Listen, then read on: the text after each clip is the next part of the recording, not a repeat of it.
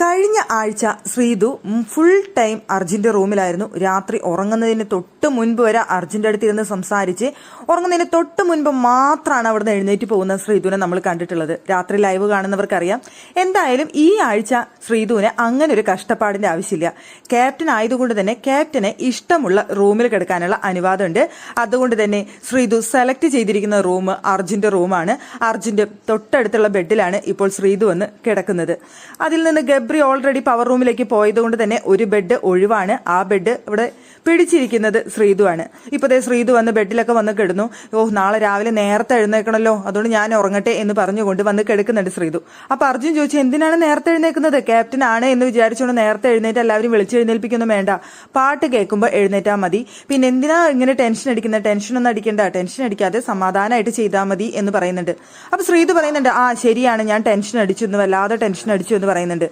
അപ്പോൾ അർജുൻ പറയുന്നത്, എനിക്ക് മനസ്സിലായി, ഇന്ന് സിബിന്റെ വിഷയത്തിൽ നീ ഒരുപാട് ടെൻഷനായി എന്ന് എനിക്ക് മനസ്സിലായി എന്ന് പറയുന്നുണ്ട്.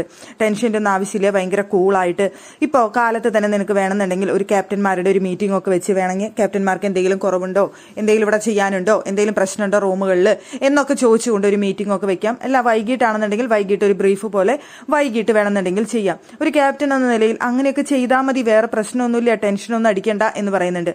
ഇനി ബാറ്ററി വരുമ്പോൾ അത് എടുത്തു കൊടുക്കാൻ പോണല്ലോ എന്നൊക്കെ പറയുന്നുണ്ട് ശ്രീതു. അതൊക്കെ നീ കൂളായിട്ട് ചെയ്യ്, എങ്ങനെ എന്തിനാ ടെൻഷൻ അടിക്കുന്നതെന്ന് ചോദിക്കുന്നുണ്ട് അർജുൻ. അപ്പൊ ശ്രീതു പറയുന്നത്, ലിവിംഗ് റൂമിൽ വന്നിരിക്കുന്ന സമയത്ത് എല്ലാവരും കൂടി കണകൊണാന്ന് സംസാരിക്കുമ്പോൾ എനിക്ക് നല്ല ദേഷ്യം വരുന്നുണ്ട്. ഞാൻ ഒരു ദിവസം അങ്ങോട്ട് കയറി കത്തും, അപ്പൊ ഞാൻ വില്ലത്തിയായിട്ട് മാറും എന്ന് പറയുന്നുണ്ട് അർജുന്റെ അടുത്ത്.